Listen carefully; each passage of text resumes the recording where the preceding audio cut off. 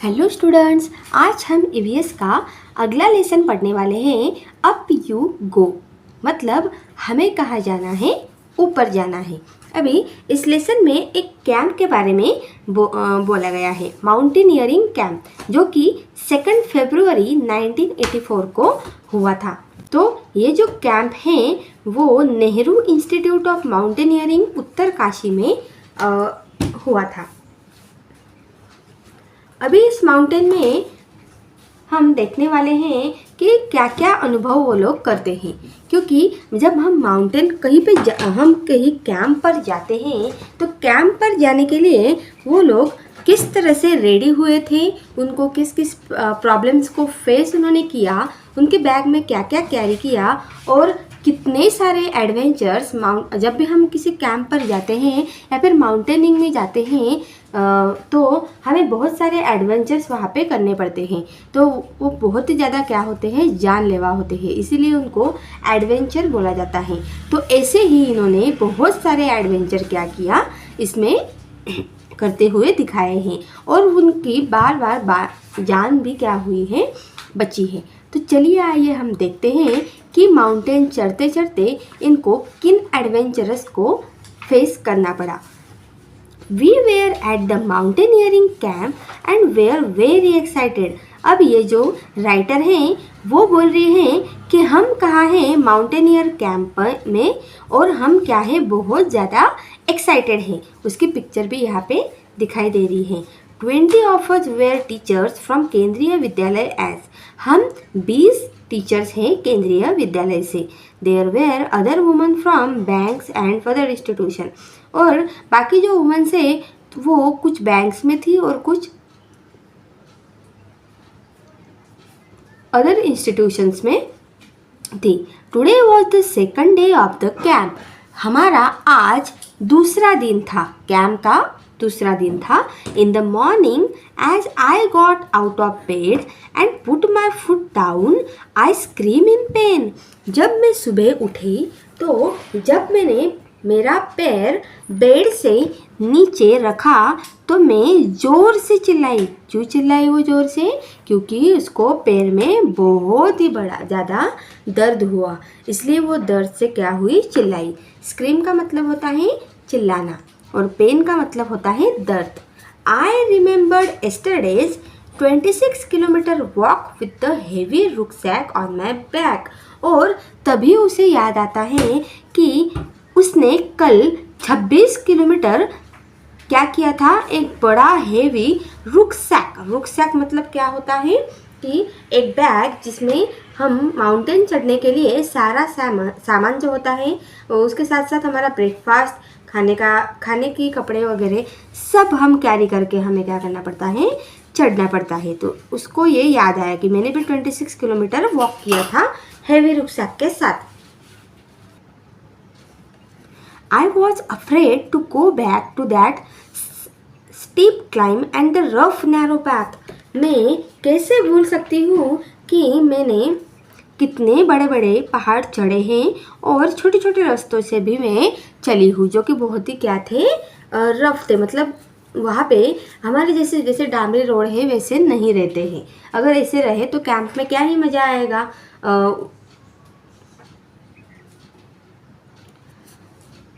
With tears in my eyes, I started walking slowly towards the room of Brigadier Gansing। और वो कौन थे? Brigadier गैनसिंग कौन थे? The director of our adventure. वो हमारे एडवेंचर में डायरेक्टर थे। हम जो माउंटेनियरिंग कैंप चढ़ रहे थे वहाँ के क्या थे, वो डायरेक्टर थे, ब्रिगेडियर गैनसिंग। तो उनके पास वो राइटर बोल रही है कि मैं उनके पास गई, आँखों में पानी लेके उनके पास गई कि मुझे क्या हो रहा है, बहुत ज़्यादा पेन हो रहा है, पैरों में बहुत ज़्यादा क्या हो रहा है, पेन हो रहा है। I was thinking of what I would see to excuse myself from that day's trek। तो मैं सोच रही थी कि मैं क्या उनको एक्सक्यूज़ दूँ, मतलब कारण दूँ कि मुझे अभी आज ट्रैक में नहीं आना है। एक्सक्यूज़ का मतलब क्या होता है, कोई ऐसा कारण, जैसे कि आप स्कूल में जाने के लिए आपके मम्मी को अलग अलग कारण बताते हो, जैसे कि मम्मी मेरे पेट में दुख रहा है, लेकिन फिर भी आपकी मम्मी क्या करती है, मुझे कोई एक्सक्यूजेस नहीं चाहिए, तुम आज स्कूल में जा रहे हो, तो फिर भी हमारी मम्मी क्या करती है, हमें स्कूल में भेज ही देती है। ठीक है। Suddenly I heard his deep voice from behind, और अचानक से वो ब्रिगेडियर के पास ये बताने के लिए जा ही रही थी कि उसके पैरों में आज बहुत ज़्यादा दर्द है। अचानक से उसको पीछे से एक आवाज़ सुनाई दी, madam what are you doing here at breakfast time, hurry up. वो बोल रहा था कि मैडम आप यहाँ पे क्या कर रहे हो, जल्दी करिए, ब्रेकफास्ट टाइम हो गया है, otherwise you will have to trek on an empty stomach, नहीं तो आपको भूखे ही क्या करना पड़ेगा, माउंटेन आज चढ़ना पड़ेगा। Sir sir I could not से एनी मोर, वो सर सर करते हैं, तब वो ब्रिगेडियर सिंह वहाँ से चले जाते हैं और वो कुछ कह भी नहीं पाती हैं। You have came to tell me that you have blisters on your feet that you can not walk, is not it. वो बोलता है कि मुझे पता है कि तुम मुझे यही कहने वाले हो कि मेरे पैरों में आज क्या हो रहा है, बहुत ज़्यादा ब्लिस्टर्स, ब्लिस्टर मतलब बहुत ज़्यादा चमक निकलना, बहुत ज़्यादा पेन होना, तो यही तुम मुझे बताने वाली थी ना।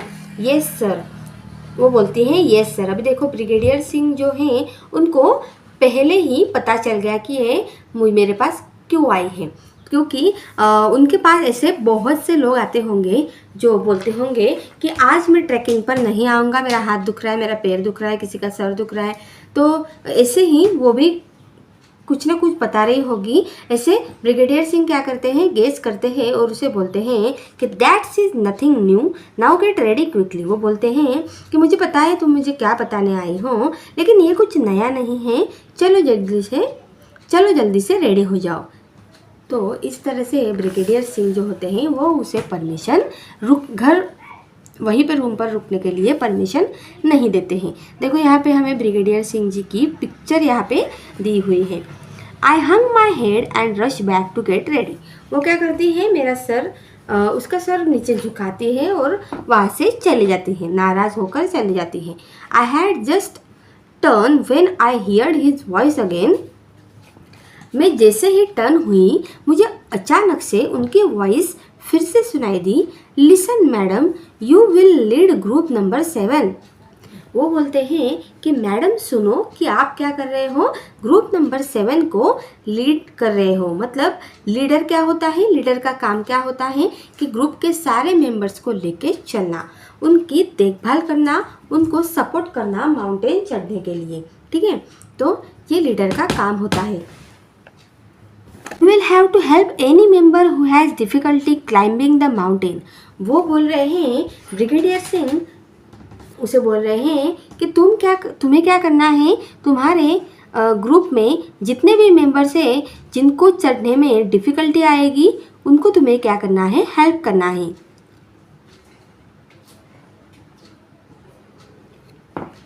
You have already been told about the responsibilities of a group leader in the mountains. और तुमने माउंटेन्स की लीडर बनने के लिए ऑलरेडी क्या किया है, रिस्पॉन्सिबिलिटी ली है, इसलिए तुम अभी कोई भी कारण मुझे एक्सक्यूज़ नहीं दे सकती, क्योंकि सब तुम्हें ही संभालना है। Tell have you ever seen the mountains, क्या आपने कभी माउंटेन्स देखे हैं? तो yes I have ever seen the mountains. Have you also climb a mountain, क्या आपने कभी माउंटेन चढ़ा है? तो आपको यहाँ पे लिखना है yes I also climb a mountain. When and where, कहाँ और कब और कहाँ। Yes I have seen the mountains during our trip to Himachal Pradesh, we got a chance to climb the mountains. Second question हमें पूछा गया है, how far have you walk at one time. आप एक के टाइम पर कितना चल सकते हैं, कितना दूर चल सकते हैं? तो हम एक टाइम पर ज़्यादा से ज़्यादा 2 to 3 किलोमीटर तक चल सकते हैं। How far can you walk, और आप कितना दूर तक चल सकते हैं? I can walk about 2 to 3 kilometres at one time. Imagine, what do you think about the path on the mountain, draw picture. आपको क्या लगता है माउंटेन का पाथ कैसा हो सकता है? तो इसका आपको क्या करना है, पिक्चर ड्रॉ करना है। ऑब्वियसली वो सीधा रास्ता तो नहीं होगा, टेढ़ा मेढ़ा ही होगा। तो इस तरह से आपको पिक्चर ड्रॉ करके दिखाना है कि माउंटेन का पाथ कैसा हो सकता है। आपको क्या लगता है, इमेजिन करके बताना है। अ बिग रिस्पॉन्सिबिलिटी, अब ये बहुत बड़ी रिस्पॉन्सिबिलिटी क्या होती है वो हमें देखना है। आई started thinking about what a leader must do, और मैं सोचने लग गई कि एक लीडर की क्या क्या रिस्पॉन्सिबिलिटी होती है। Help other in carrying there bags, अगर किसी से बैग्स नहीं उठाई जा रही हैं तो आपको क्या करना है, उनके भी बैग्स कैरी करनी है। दूसरी बात, let the group go ahead and keep to the last, आपको क्या करना है, ग्रुप में लास्ट में क्या करना है, रहना है और सब पे क्या करना है, सबकी क्या करनी है, देख रेख करनी है कि कहीं किसी को कोई प्रॉब्लम तो नहीं है। Help those who can not climb properly, हमें वो भी देखना है कि किनको प्रॉपरली चढ़ते नहीं आ रहा है। जिनको प्रॉपरली चढ़ते नहीं आ रहा है उनको आपको हेल्प करनी है चढ़ने के लिए। Find a good place to stop and rest, और एक अच्छा सा प्लेस हमें ढूंढकर वहाँ पे रुकना है और हमें रेस्ट भी करना है। तो इसके लिए बहुत ही नॉलेजेबल पर्सन चाहिए होता है कि जिनको उस जगह के बारे में सब पता हो कि कहाँ पर रुकना है, कहाँ पे खाने के लिए क्या मिलता है, कहाँ पे हम रेस्ट कर सकते हैं, तो हमें किसी चीज़ की फियर नहीं होगा। ठीक है। लुक, अगला है look after those who are not well, हमें लीडर को जो लीडर होता है उसकी रिस्पॉन्सिबिलिटी ये भी होती है कि जिनको अच्छा नहीं लग रहा है, मतलब जिनकी तबीयत खराब है, उनको देखना पड़ता है। Arrange for food for the group, हाँ अपने ग्रुप के लिए हमें फूड भी अरेंज करना पड़ता है। The most important thing is to be ready to be punish even when someone else may have made a mistake, अगर ग्रुप में कोई गलत व्यवहार कर रहा है, गलत चीज़ें कर रहा है, तो उनको हमें पनिश भी करना है, उनके गलतियों को हमें नज़रअंदाज नहीं करना है। ग्रुप में क्या रहना चाहिए, मैनर्स रहने चाहिए, इसलिए हमें जो भी गलतियाँ कर रहे हैं उनको पनिश करनी है। I realise that there was a special kind of discipline here, तो इसी की वजह से क्या होता है, ग्रुप में डिसिप्लिन बना रहता है और हमें आगे चलकर कोई दिक्कत भी नहीं आती है। I wondered whether the camp will still be fun, और अगर डिसिप्लिन से हम रहें तो हमें कैंप का एंजॉय भी करते आता है। अगले पेज पर हमें दिया है ग्रुप नंबर 7। ग्रुप नंबर 7 जो ये राइटर हैं उनके ग्रुप का नंबर क्या था, 7 नंबर था। Group number 7 included girls from Assam, Manipur, Mizoram, Meghalaya and Nagaland. Group number 7 की जो भी लड़कियां थी वो आसाम, मणिपुर, मिजोरम, मेघालय और नागालैंड से थी। I was the only teacher from केंद्रीय विद्यालय इन दिस ग्रुप, और वो बोल रहे हैं कि मैं एक अकेली ऐसी टीचर थी जो कि केंद्रीय विद्यालय के ग्रुप से थी। I was happy to meet my new group members, और मैं बहुत ही ज़्यादा खुश थी मेरे न्यू ग्रुप मेंबर्स से मिलकर, वो बहुत ज़्यादा क्या थी, खुश थी। Most of them could not speak Hindi well. I still feel bad that after being together for 10-21 days, कुछ तो ऐसे थे जिनको हिंदी भी अच्छे से बोलते नहीं आ रही थी और समझ भी नहीं रही थी, इसलिए मुझे बहुत ज़्यादा क्या लग रहा था, बुरा लग रहा था कि मैं 21 दिन इन लोगों के साथ रहूँगी जिनको हिंदी बोलना नहीं आता है। I could not talk even once with Khondombi from Mizoram, और मुझे भी खोनडोम्बी और मिज़ोरम जो कि उन बाकी गर्ल्स की लैंग्वेज थी वो भी मुझे बोलते नहीं आती है। शी स्पोक ओनली मिज़ो, और वो सिर्फ मिज़ो में, मिज़ो एक लैंग्वेज है उसमें वो बात कर रहे थे। But in our hearts we grew close to each other, लेकिन हमारे जो हार्ट्स थे, मतलब जैसे हम बोलते हैं कि एक दूसरे को मदद करना, एक दूसरे की तकलीफ़ों को समझना, हेल्प करना, हर चीज़ों में साथ देना, तो इससे उनके जो हार्ट थे वो क्या थे, क्लोज थे। ठीक है, तो इस तरह से लैंग्वेज तो उन्हें नहीं समझ में आ रही थी, लेकिन वो फिर भी क्या थे, एक दूसरे के साथ थे और एक दूसरे के दिल के पास थे। Tell, what do you think about the responsibilities of a group leader? आपको क्या लगता है कि एक ग्रुप लीडर की रिस्पॉन्सिबिलिटी क्या क्या होती है?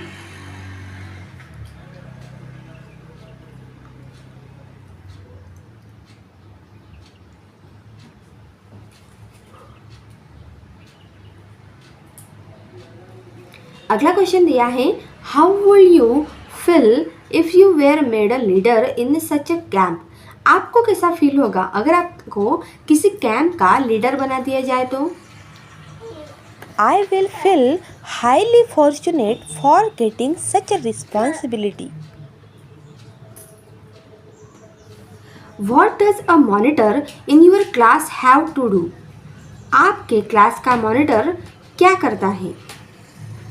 The monitor maintaining discipline in the class in the absence of teacher. Will you like to be the class monitor? Why? क्या आपको क्लास मॉनिटर होना पसंद है और क्यों? Yes, I would like to be the class monitor. This is a very challenging task. तो next topic हम देखेंगे क्रॉसिंग द रिवर। 5 फरवरी 1984 की बात है कि वो लोग रिवर क्रॉस कर रहे थे, और रिवर क्रॉस करना भी उनके लिए एक बहुत ही ज़्यादा एडवेंचरस था। तो चलिए देखते हैं कि उन्होंने इसमें कौन सा बड़ा एडवेंचर किया।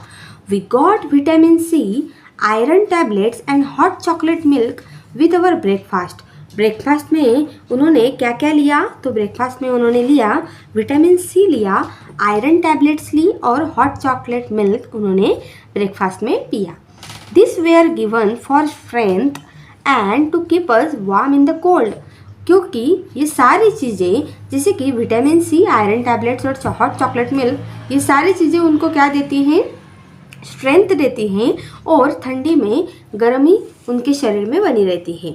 Every morning there will be a medical checkup. हर सुबह उनका मेडिकल चेकअप हो रहा था। We tied our bandage and counted the days left. और उनको बहुत सारी बैंडेज भी लगी थी। ऐसे हाथों में पेन होता है वो बैंडेज लगा दो, पैरों में दर्द हो रहा है बैंडेज लगा दो। तो जितनी बैंडेज वो बोल रही थी कि हर एक दिन हमें बैंडेज लगी जाती थी, तो उस बैंडेज को गिनकर ही हम समझ जाते थे कि हमें कितने दिन यहाँ पे कैंप में आके कितने दिन हुए हैं। After an 8 kilometer track we reach a river. 8 kilometer trekking करने के बाद हम एक नदी के पास पहुँचे। There was a thick rope tied across the river from one bank to the other. और फिर एक बैंक मतलब क्या? बैंक मतलब किनारा, नदी का किनारा। तो वहाँ पे किनारे पे नदी के इस किनारे के से नदी के उस किनारे तक एक थिक रोप मतलब बड़ी वाली जो रस्सी होती है उसको क्या किया? बांधा। और फिर the rope was tightly fixed to pegs और pitons on both the side. वो क्या बोल रहे थे कि वो रोप क्या की? उनके कमर को, सबके कमरों को क्या किया? दोनों तरफ से बांधी। I was feeling nervous. वो बहुत ज़्यादा क्या हो रही थी? नर्वस हो रही थी। I started thinking that what would happen if the rope came out. और वो सोच रही थी कि अगर क्या होगा अगर हम रस्सी से भी बाहर निकल गए तो, अगर रस्सी हमसे छूट गई तो क्या होगा? I was trying to estimate how wide the river was. Estimate मतलब क्या? अनुमान लगाना। और वो अनुमान लगा ही रही थी कि ये रिवर जो है वो कितनी क्या होगी? डीप होगी। नेक्स्ट पेज पर हमें दिया है, our instructor tied a rope around his waist and put a sling type of hook in it. तो हमारा जो इंस्ट्रक्टर होता है वो क्या करता है? सबके कमर को, वेस्ट मतलब सबके कमर को क्या करता है? वो जो रोप होती है जिस पर स्लिंग लगा होता है। स्लिंग मतलब जो एक हुक टाइप होता है, उस रोप को वो बांधा हुआ रहता है, वो हमारे कमर को वो बांध देता है। He then put the sling on the thick rope tied across the river। और उस हुक को हमें उस रस्सी पे लटका के क्या करना था, एक रिवर को क्रॉस करना था। यहाँ पे आप देख सकते हैं, यहाँ पे पिक्चर में आपको दिखाई दे रहा है कि उसने क्या किया है, एक थिक रोप है, उसको हुक में अटका के वो नीचे क्या कर रही है, नदी क्रॉस कर रही है। ठीक है, अभी देखिए आगे क्या होता है। Walking through the icy water, उस ठंडे पानी में चल के ही went to the other side, दूसरे साइड में मतलब नदी के दूसरे किनारे उन्हें क्या करना था, जाना था। No one was ready to step into the fast flowing river. और कोई भी उस नदी में उतर कर जाने के लिए रेडी नहीं था, क्योंकि उस नदी का पानी बहुत ही तेज क्या हो रहा था, बह रहा था। Everyone was pushing each other to go first. और सब लोग एक दूसरे को ढकल रहे थे, पहले तुम जाओ, पहले तुम जाओ, ऐसे एक दूसरे को वो लोग पुश कर रहे थे, ढकल रहे थे। I stood last in the that no one would see me. और मैं सबके लास्ट क्या हो गई, सबके पीछे छुप गई कि कोई मुझे देखे ना और मुझे आगे ना भेज दे। Just then our instructor came near me with the sling and the rope in his hands. तभी इंस्ट्रक्टर आता है, इनका इंस्ट्रक्टर होता है ब्रिगेडियर सिंह, वो आता है और उसके हाथ में स्लिंग और रोप को थमा के चला जाता है। इसका मतलब होता है कि उसको ही पहले जाना है, जिस बात का उसके डर था वही हुआ। I knew here was no escape now. अभी वहाँ से तो वो भाग नहीं सकती थी। एस्केप मतलब छूटना, भागना। आई वॉज रेडी, और वो बोल देती है कि मैं क्या हूँ, रेडी हूँ, but did not have the courage, लेकिन उसमें इतना धाड़स था ही नहीं। Sir could gauge my fears, he called out loudly. और वो जोर से बोलती है कि सर क्या आप मेरे डर को गेज भी कर सकते हैं कि मुझे कितना डर लग रहा है। 3 चीयर्स फॉर संगीता मैडम। और वो क्या बोलते हैं कि सब लोग क्या करेंगे, संगीता मैडम के लिए चीयर्स करेंगे, उन्हें क्या करेंगे, इनकरेज करेंगे आगे जाने के लिए। And before I knew it someone had gently push me into the water. और मैं कुछ सोचूंगी और बोलूँगी उससे पहले ही किसी ने मुझे वाटर में क्या कर दिया, पुश कर दिया, पानी में पुश कर दिया। I felt as if my feet were frozen. और उसके पैर जो थे, वो बोल रही थी कि पूरे बर्फ़ जैसे क्या हो गए थे, फ्रीज हो गए थे, पूरे जम गए थे, ठंडे हो गए थे। I started shivering. और मैं बहुत ज़्यादा काँप रही थी। शिवरिंग मतलब कपकपाना। My teeth were chattering. उसके जो दांत थे वो क्या हो रहे थे, ऐसे उसमें से आवाज़ आ रही थी। ठंडी में हम कैसे करते हैं, हमारे दांतों से क्या होती है, ऐसी आवाज़ आती है, तो उसको क्या बोलते हैं, chattering. I cot hold of the rope and started putting my feet firmly on the river bed. वो बोल रही हैं कि मैंने रोप को अच्छे से पकड़ के रखा था और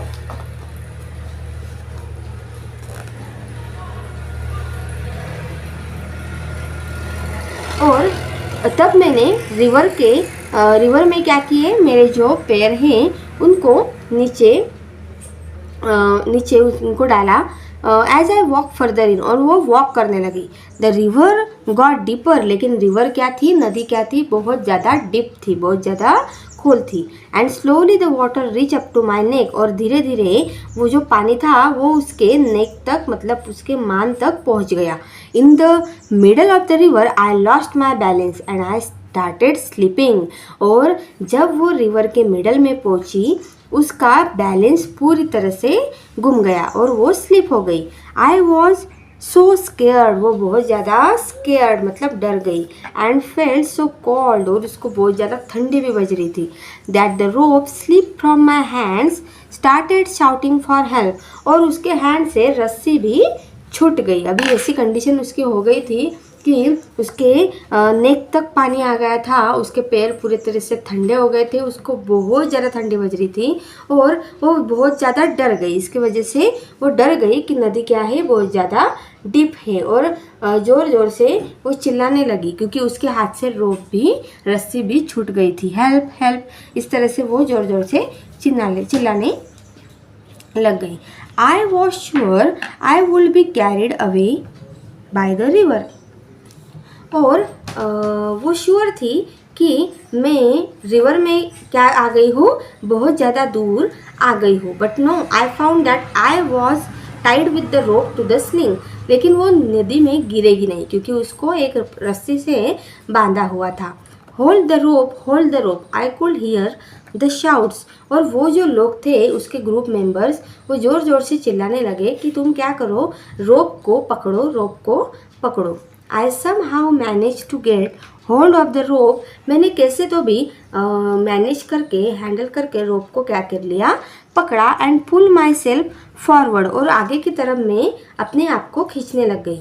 slowly with some courage I reach the river bank, और थोड़ा सा मुझ में जो करेज बाकी था उसके वजह से मैं नदी के किनारे पहुंच सकी। I felt a special kind of happiness as I came out the water, और इतना बड़ा एडवेंचर करने के बाद जो एक खुशी मुझे हो रही थी वो कुछ अलग ही थी। वो बोल रही थी कि जो खुशी मुझे उस एडवेंचर करने के बाद, मतलब मरते मरते बचने के बाद जो खुशी मुझे हुई वो मैं एक्सप्लेन ही नहीं कर सकती कि इतना बड़ा एडवेंचर करने के बाद मुझे कितनी खुशी हो रही है, ऐसी वो बता रही है।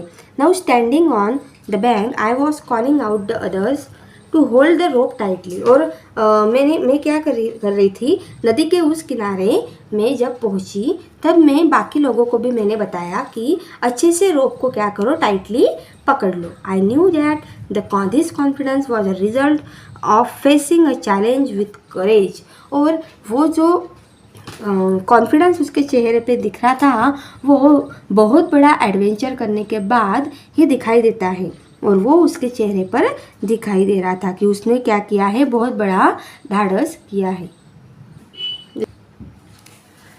नेक्स्ट हमें पूछा गया है फाइंड आउट एंड राइट कि what kinds of tools are needed for climbing mountain. Mountain चढ़ने के लिए हमें कौन कौन से टूल्स की ज़रूरत होती है। We need a thick rope, sling, stick, axe, etc. for climbing mountains. We also need food packets, water bottles, plastic sheet, diary, torch, first aid kit, and oxygen cylinder. The next question is, have you ever seen a hook and a rope being used for anything else? Where? क्या आपने कभी hook और रोप को use करते हुए देखा है तो कहाँ पे देखा है।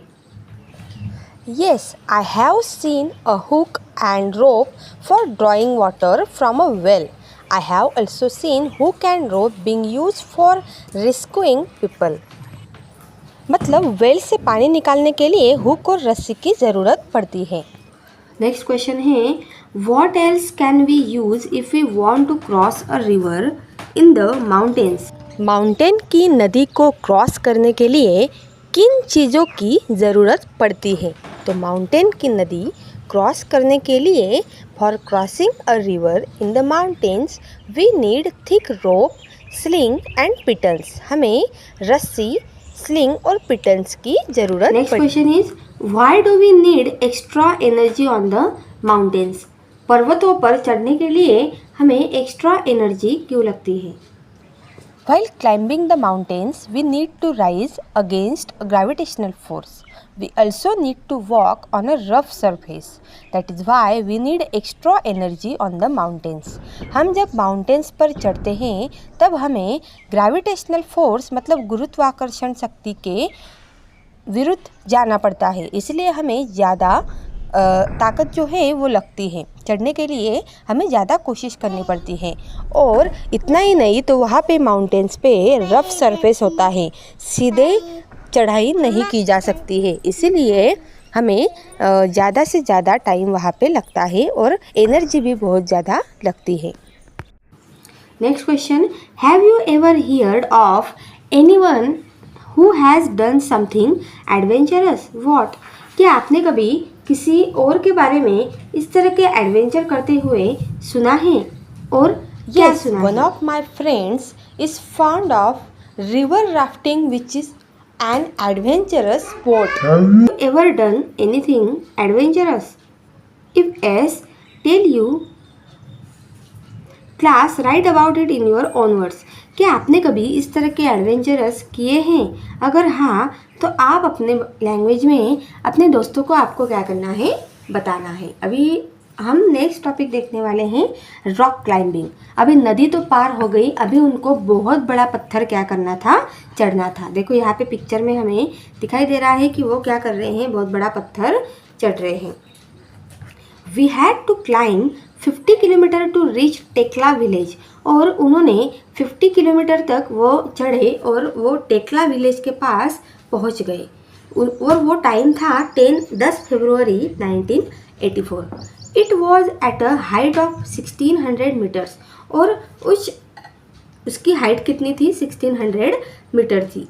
अवर rucksack had all that we may need.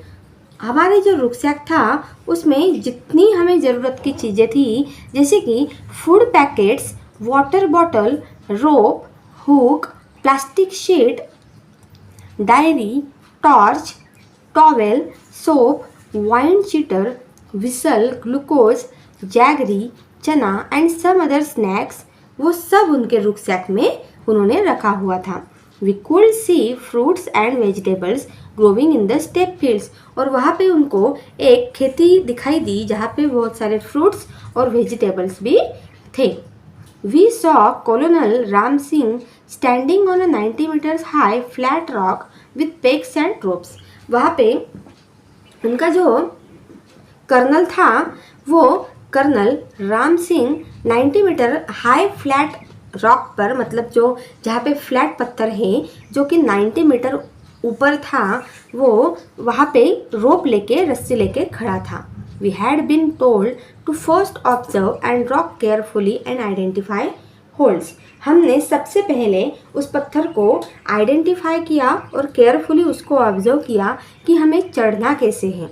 Places where we can put our hands and fit.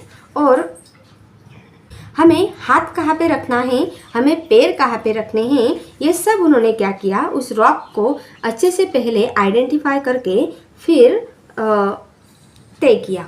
Today I was not going to back out. आज मुझे वापस नहीं जाना था। I stood first in the line. मैं लाइन में सबसे पहले थी। अभी देखो, कोई अगर हम एडवेंचर कर लेते हैं तो हमें और एक क्या हो जाता है, करेज आ जाता है कि नहीं, मैं कर सकती हूँ। इसी तरह से उसका भी हुआ, संगीता मैडम का।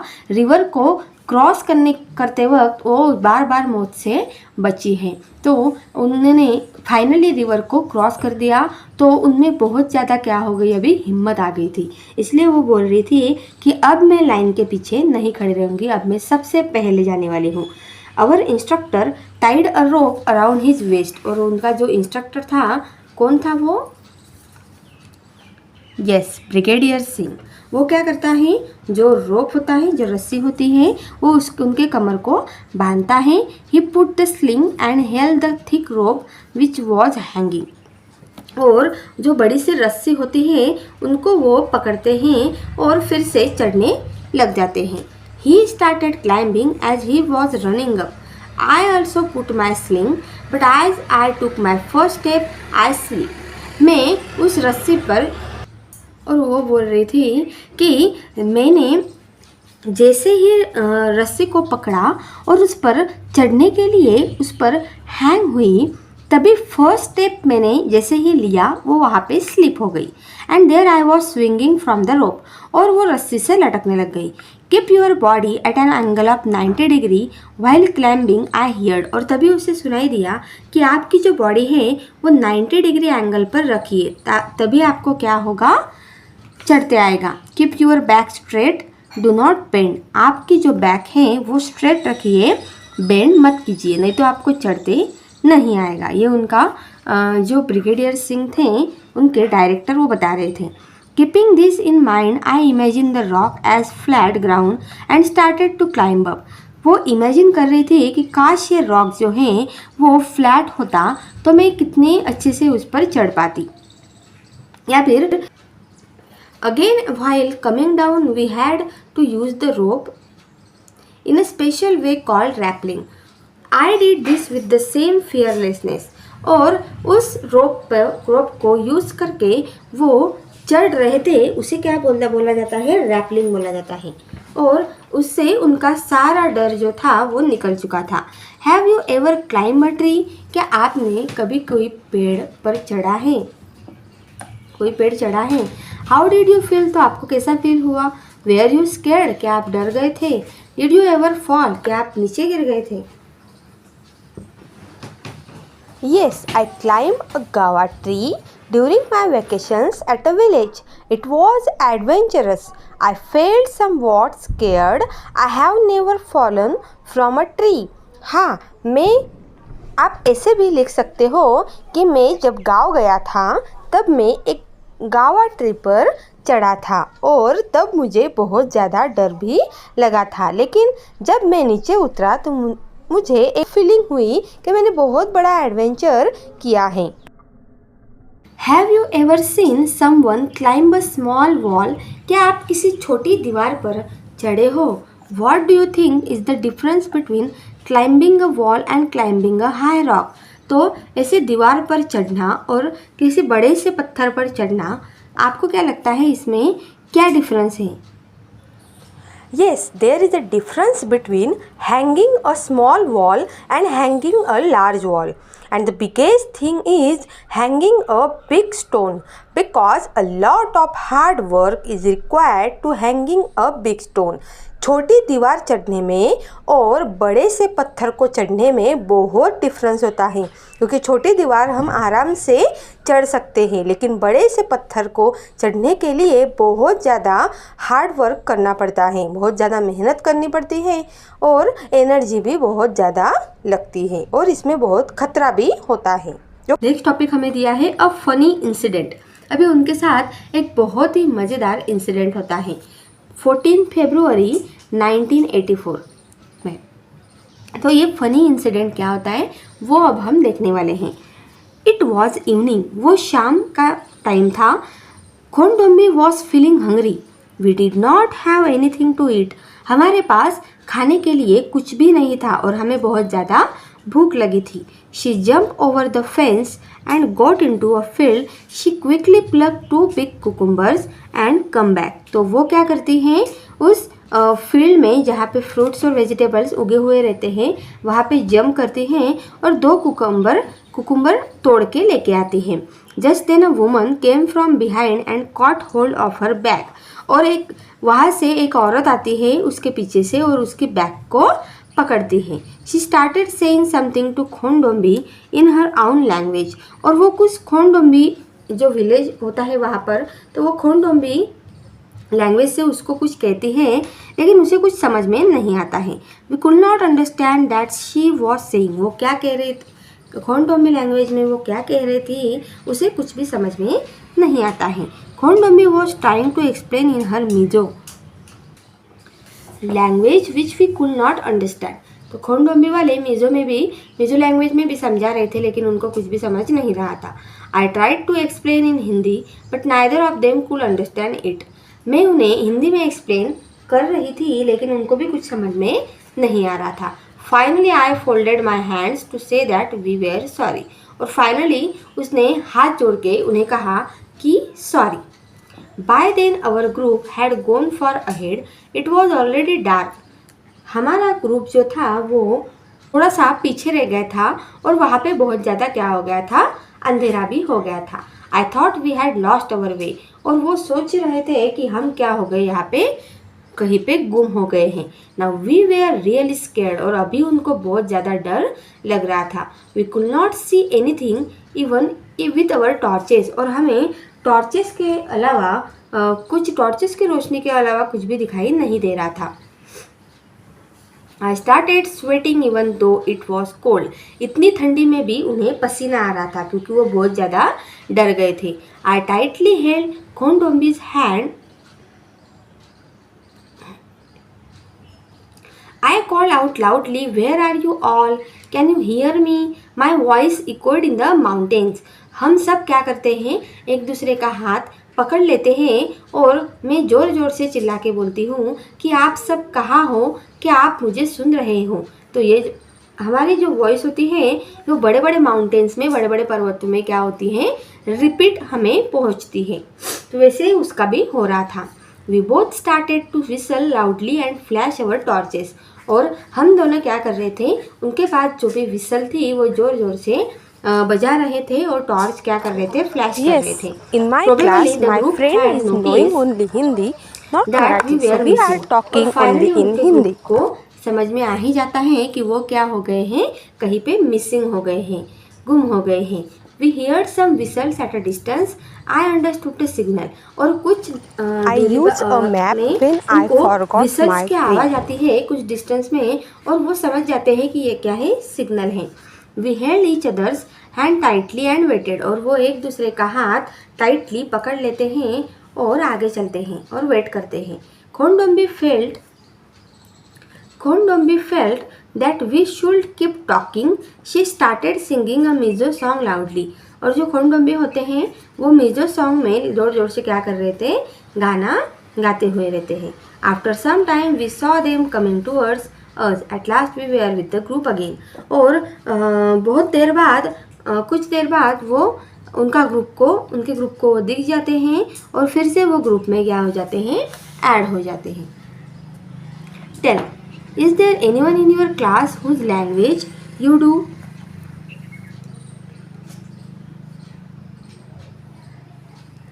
not understand, or who does not understand yours? What do you do in such a case? क्या आपके क्लास में ऐसा कोई है जिनकी लैंग्वेज आपको समझ में नहीं आती है, तो ऐसी केस में आप क्या करते हो?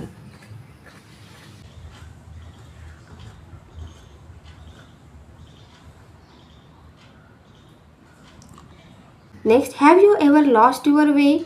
What do you do then? क्या आप भी कहीं रास्ता भटक गए हो तो उस वक्त आपने क्या किया?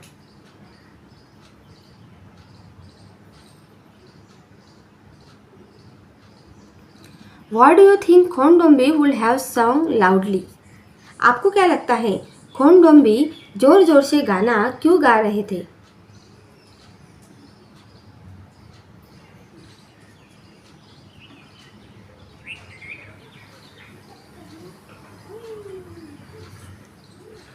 Have you ever seen someone doing something special to get over their fear? What and when?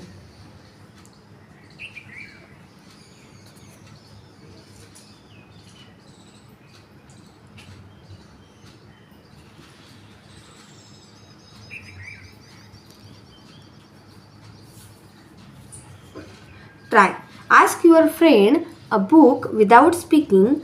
Try to explain something to class in the same way.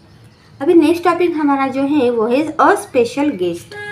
एक स्पेशल गेस्ट कौन सा है वो हम इस टॉपिक में देखने वाले हैं. After dinner we met a special guest Bachendri Pal.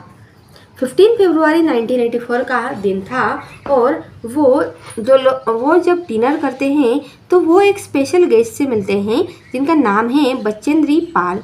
She had just be selected as a part of the team to climb Mount Everest. तो वो भी एक सिलेक्ट हुए थे माउंट एवरेस्ट चढ़ने के लिए. She had come to seek the blessings of brigadier Gyan Singh. और वो ब्रिगेडियर ज्ञान सिंह जी को ब्लेसिंग्स देने के लिए आए थे. It was a happy evening. वो बहुत ही ज़्यादा खुश शाम थी. We we are all singing. हम सब क्या कर रहे थे, गाना गा रहे थे.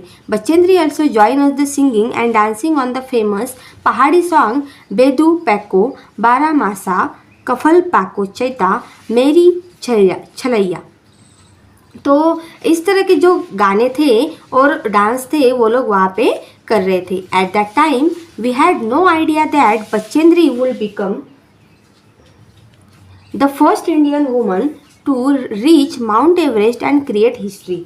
तब हमें पता नहीं था कि इतिहास में जो बचेंद्री पाल थे वो पहली महिला थी जो कि माउंट एवरेस्ट पर चढ़ी थी। कैंप इन द स्नो, अभी उनके कैंप में स्नो कैसे आता है वो हमें देखना है। 18 फरवरी 1984 की बात है कि उनके कैंप में स्नो भी होता है। We were standing at a height camp in the snow, अभी उसके कैंप में स्नो कैसे आता है वो हम देखने वाले हैं। 18 फरवरी 1984 की बात है। We were standing at a height of 2134 meters, वो कितनी हाइट पर थे? 2134 मीटर्स पर थे। We were to spend the night here, और उन्होंने वहाँ पे पूरी रात क्या की? बिताई। Everyone was busy trying to put up the tent, और हर कोई टेंट लगाने में बिजी था। We use double layered plastic sheets for the tent and for the ground, हम डबल लेयर प्लास्टिक शीट का यूज़ करके टेंट बना रहे थे और ग्राउंड पे भी बिछा रहे थे। The air between the layers would help to keep us warm, और जो हवा थी वो हमें गर्म रखने के लिए मदद कर रही थी। We put in the pegs and began to put up the tent. As we tied it from one side the wind flew the tent from the other side. After quite a lot of pulling and tugging we manage to get the tent up. हम जिस भी ओर से tent लगाए जा रहे थे, हवा उससे क्या कर रही थी? तोड़ रही थी, मतलब उसे हवा से वो उड़ रहा था, और बहुत मेहनत के बाद हम टेंट लगा पाए, वहाँ पे टेंट हम फिक्स कर पाए। Then we dug a drain around the tent. We were feeling very hungry, हमें बहुत ज़्यादा भूख लग रही थी। We collected some firewood and stones to make a chulha and cook some food, हमने जलाने के लिए कुछ लकड़ियाँ और दगड़ जो पत्थर होते हैं वो जमा किए, और वहाँ पे एक चूल्हा जलाया और कुछ खाना जो था वहाँ पे हमने पकाया। After the meal we collected all the waste in a bag to clean the camp site, और उसके बाद हमने पूरे उस जगह को साफ सुथरा किया और उस कैंप साइट को क्या किया? पूरा साफ कर दिया। Soon we got into our sleeping bags.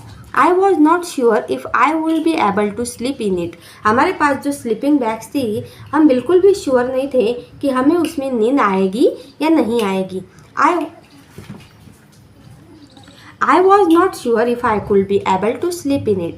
Will it be comfortable? हम उसमें comfortable होंगे कि नहीं होंगे ये भी हमें पता नहीं था।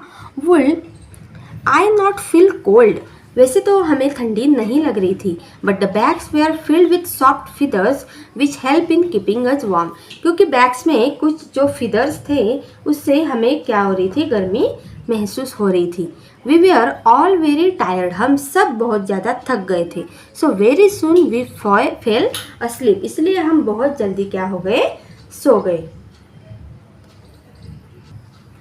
The next morning we woke up, अगले सुबह जब हम उठे, and found that it was snowing, हम जब उठे तब हमें दिखाई दिया कि क्या हो रही है? बर्फ़ गिर रही है। White soft fluffy snowflakes were gently falling, वो बर्फ़ कैसी थी? एकदम सॉफ्ट और फ्लफी थी, और जो कि नीचे गिर रही थी। Wow, it was so beautiful. The plants, the trees, the grass and the mountains, everything look white. और वो बोल रहे थे कि जो प्लांट्स थे वहाँ पे, जो ट्रीज थे, जो घास थी, वो सारे क्या हो गए थे? स्नो से ढक गए थे, और सब क्या दिख रहा था? बहुत ही ज़्यादा सुंदर दिख रहा था और वाइट दिख रहा था। Today we were to climb higher to 2700 metres, और आज वो 2700 मीटर्स तक चढ़ गए थे। We walk carefully on the snow with the help of sticks, और वो हम स्टिक के हेल्प लेके स्नो पर चढ़ रहे थे, क्योंकि विदाउट स्टिक हम स्नो पर नहीं चढ़ सकते हैं। It was difficult because we kept sleeping, और वो बहुत ज़्यादा डिफ़िकल्ट था क्योंकि हम बहुत ज़्यादा बर्फ़ से स्लीप हो रहे थे। By afternoon we had reach snow covered mountains, हम दोपहर को हम स्नो से पूरी तरह से कवर्ड हुए माउंटेन्स पर पहुंच गए। We enjoy throwing snow balls at each other and making a big snowman, और हमने एक दूसरे के ऊपर बर्फ़ फेंक के बहुत ज़्यादा क्या किया? एंजॉय किया। लास्ट डे एट कैंप, हमारे कैंप का last day. We were getting ready for the campfire, और हम सब कैंप फायर के लिए रेडी थे। Each group presented a programme, हर एक ग्रुप प्रोग्राम क्या कर रहा था, प्रेजेंट कर रहा था। जब उनके कैंप का लास्ट डे था तब हर एक ग्रुप क्या कर रहा था, प्रोग्राम कर रहा था। वी वे आर एंजॉइंग, और उसे हमने बहुत ज़्यादा एंजॉय किया। Telling jokes and laughing, singing, dancing around the campfire, और कैंप फायर के आजू बाजू में वो लोग जोक्स बोल रहे थे, हंस रहे थे, गाना गा रहे थे और डांसिंग भी कर रहे थे। बहुत ज़्यादा लास्ट डे में वो एंजॉय कर रहे थे क्योंकि उन्होंने बहुत ज़्यादा एडवेंचर क्या किया था। Soon it was midnight. Brigadier Gyan Singh got up and call me. I thought oh no what have I done this time. और आदि सिंह, ब्रिगेडियर गैनसिंग आए और मुझे उन्होंने उठाया, और मुझे लगा कि इस टाइम पे वो लोग क्या कर रहे हैं। But when sir announce my name for the best performance award I stood still, he bless me and tears of Joy roll down my face. तो उन्होंने मुझे इसलिए उठाया था क्योंकि उन्हें मुझे बेस्ट परफॉर्मेंस अवार्ड देना था, और मेरे फेस पर बहुत ज़्यादा क्या थी, खुशी थी जो कि दिख रही थी। Alone on the mountain top. A 12-year-old girl living in the mountains was out on a school picnic. एक 12 साल की लड़की माउंटेन पर स्कूल पिकनिक के लिए गई थी। She climbed a mountain peak of 4000 meters with her friends. और उसने माउंटेन पर 4000 मीटर ऊपर तक वो अपने फ्रेंड्स के साथ माउंटेन पर चढ़ी थी। The girls had done this for fun and adventure. Girls को लगा, वो जो लड़की थी उसको लगा कि ये बहुत ही क्या है, फन है, यहाँ पे बहुत ही ज़्यादा मज़ा आने वाला है और बहुत ही एडवेंचर करने के लिए भी मिलेगा। सून it was dark and they could not come down. और बहुत ज़्यादा क्या हो गया, वहाँ पे अंधेरा हो गया। अभी देखो, जब आप छोटे होते हो, 11-12 साल के जब होते हो, तो आप में एक जुनून रहता है कुछ करने का, तो मतलब एडवेंचरस करने का, लेकिन हम ये नहीं देखते हैं कि वहाँ पे खतरा है या नहीं है। ठीक है, हम कुछ भी वहाँ तब सोचने समझने के ये नहीं होता है। हमारे अंदर जो जुनून होता है कुछ कर दिखाने का, कुछ एडवेंचरस करने का, वैसा ही सेम जुनून इस 10-12 साल के इस लड़की में था। और वो लड़की माउंटेन पर 4000 मीटर ऊपर ऊंचाई पर अपने फ्रेंड्स के साथ माउंटेन चढ़ चुकी थी, और उसे वो बहुत ही क्या लग रहा था, वहाँ पे फन लग रहा था। और थोड़ी देर बाद जब अंधेरा हुआ, it was also cold and scary, तो वहाँ पर बहुत ज़्यादा ठंडी और सब कुछ कैसे हो गया, डरावना हो गया। दे वेयर अलोन, और वो अकेली थी, without any food and it was a long night. वो भूखे, मतलब उसके पास खाना भी नहीं था, और वो भूखी ही पूरी रात क्या रही, अकेली रही। This happen to Bachendri Pal, और ये सब किनके साथ हुआ है, बचेंद्री पाल जी के साथ हुआ है। Play when she was a young girl, Bachendri Pal जब बहुत यंग गर्ल थी, मतलब 12 साल की थी, तब उनके साथ ये सब हुआ है। बचेंद्री ग्रो अप इन अ नौकरी village in the Garhwal area of Uttarakhand, और वो उत्तराखंड में नौकरी विलेज में गढ़वाल एरिया में बड़ी है। शी ग्रू ओल्डर, जब वो थोड़ी बड़ी हुई, she join Nehru institute of mountaineering Uttarkashi, तब उन्होंने Nehru institute of mountaineering Uttarkashi ये ज्वाइन किया। हर guide was brigadier Gyan Singh, और उनके गाइड कौन थे, ब्रिगेडियर ज्ञान सिंह ही थे। Bachendri did very well in her training, Bachendri Pal जो थी वो ट्रेनिंग में बहुत अच्छी थी, बहुत अच्छी रही थी।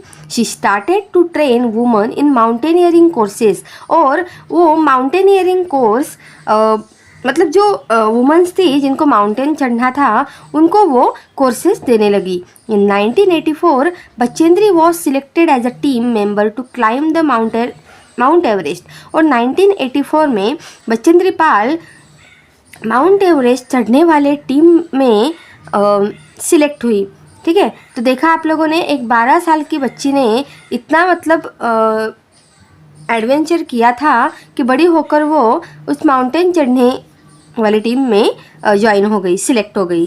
स्नो स्टॉर्म, अभी देखिए स्नो स्टॉर्म मतलब क्या, बर्फ का तूफान।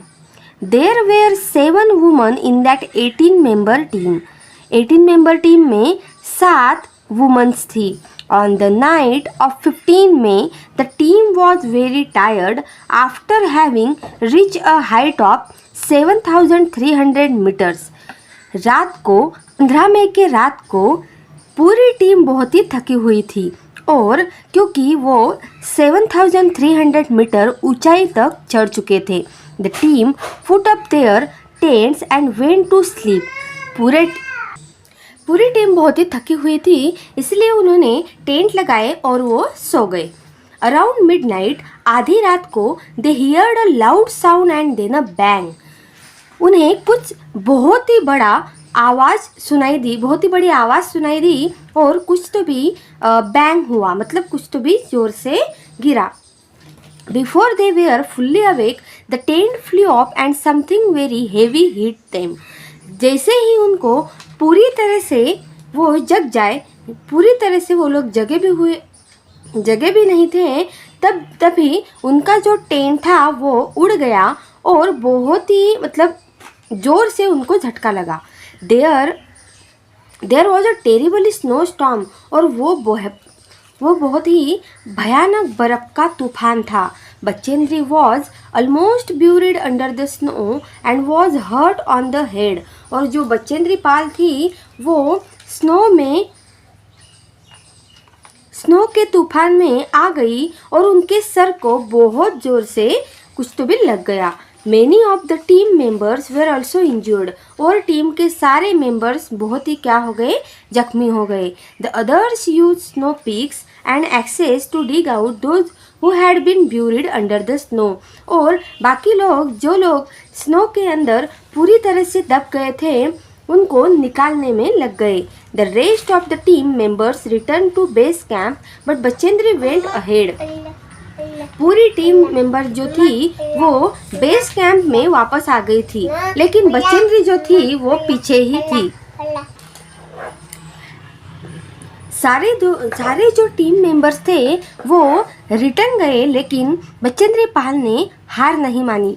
Climbing slowly but steadily towards the peak, वो उस ऊंचाई तक धीरे धीरे चढ़ने लगी, और वहाँ तक धीरे धीरे पहुँचने की उसने कोशिश की। It was 7 minutes past 1 o'clock in the afternoon of 23 May when Bachendri Pal stepped onto the peak of 8,900 meter high Mount Everest, also called Sagarmatha in Nepal. वो 20 मई के दोपहर को जब 1:10 बाकी थे, तब उन्होंने 8,900 मीटर ऊंचाई पर उन्होंने हाई माउंट एवरेस्ट पर वो पहुंच गए, और उसको सागर माथा इन नेपाल भी बोलते हैं। There was another team member with her, और दूसरे टीम मेंबर भी उसके साथ थे। There was no space for 2 people to stand on the top at the same time. वहाँ पर उस माउंट एवरेस्ट पीक पर 2 लोगों को खड़े रहने के लिए जगह नहीं थी। एट अ टाइम 2 लोग वहाँ पे खड़े नहीं रह सकते थे। And her team made dug into the snow and pitch their eggs firmly in the ice. Bachendri Pal जो थे, लेकिन उन्होंने हार नहीं मानी। वो और उनकी टीम वहाँ पर बर्फ़ में वैसे ही डटे रहे, और वहाँ पे अपना पहिया उन्होंने जमा लिया। Using this as a hook की मदद से उन्होंने they tied themselves to it with a rope पर वो लटके रहे। Only then 2 of them could stand there, और वहाँ पे सिर्फ 2 लोग ही खड़े रह सकते थे। She was shivering with cold but filled with the warmth of achievement. वो ठंडी से बहुत ज़्यादा कपकपा रही थी, लेकिन फिर भी उन्होंने जो अचीव किया था उसकी गर्मी उनके शरीर में अभी भी दौड़ रही थी। She bowed her head, pitch with the national flag and took photographs. उन्होंने अपना नेशनल फ्लैग वहाँ पे वहाँ पे लगा दिया और उसके साथ बहुत सारे फोटोग्राफ्स खिंचाए। She spend 43 minutes on the highest peak in the world, और उन्होंने वहाँ पे 43 मिनट्स वहाँ पे पूरे वर्ल्ड के पीक पर, हाईएस्ट पीक पर, माउंट एवरेस्ट के पीक पर गुजारे। Bachendri Pal became the first Indian woman and the 5th woman in the world to reach the peak of Mount Everest। Bachendri Pal जो थी वो पहली भारतीय महिला और पांचवी महिला ऐसी थी जिन्होंने माउंट एवरेस्ट पर सबसे ऊंचे पीक पर चढ़ाई की थी और वो पहुंच ही गई थी सक्सेसफुली। इतने एडवेंचर के बाद उन्होंने बहुत सारी मुश्किलें उन्हें झेलनी पड़ी, लेकिन फिर भी उन्होंने हार नहीं मानी। बहुत से लोग स्नो स्टॉर्म से डर कर पीछे चले गए थे, लेकिन फिर भी बचेंद्री पाल डटी रही और धीरे धीरे ही सही, लेकिन उन्होंने माउंट एवरेस्ट का पीक जो है वो पा ही लिया। तो इस तरह से यहाँ पे हमारा लेसन ख़त्म होता है।